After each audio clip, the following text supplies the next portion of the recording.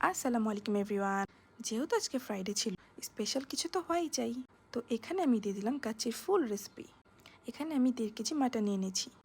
তারপর কিছু গরম মশলা নিয়ে নিয়েছি, সেগুলোকে তেলে ব্লেন্ড করে নিয়েছি। মাটনের উপরে টক দইগুলো দিয়ে দিচ্ছি।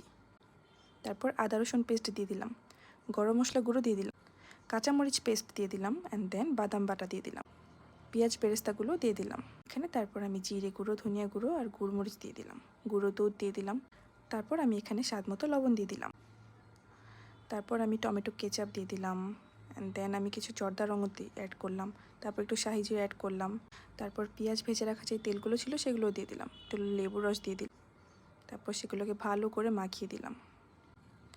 তারপর একটু আলু পকোড়া দিয়ে দিলাম। তারপর সেগুলোকে ভালো করে ঢেকে ওভারনাইট ফ্রিজে রেখে, এরপর ফ্রিজ থেকে বের করে আলু ভেজে দিয়ে দিলাম উপর দিয়ে। কিছু গরম মশলাগুলো একটা ডেকচিতে ঢেলে দিলাম, অ্যান্ড দেন সেখানে বাসমতি চাউলগুলো ঢেলে দিলাম গরম হওয়ার পর। তারপর সেগুলোকে 80% সেদ্ধ করে মাটনগুলোর উপরে দিয়ে দিলাম। উপরে পেঁয়াজ বেরেস্তা, জাফরান, জর্দা রং, কাঁচামরিচ এই সবগুলো অ্যাড করে দিলাম। তারপর সেগুলোকে দমে রাখলাম, অ্যান্ড দেন হয়ে গেল আমার perfect kacchi. Thanks for watching.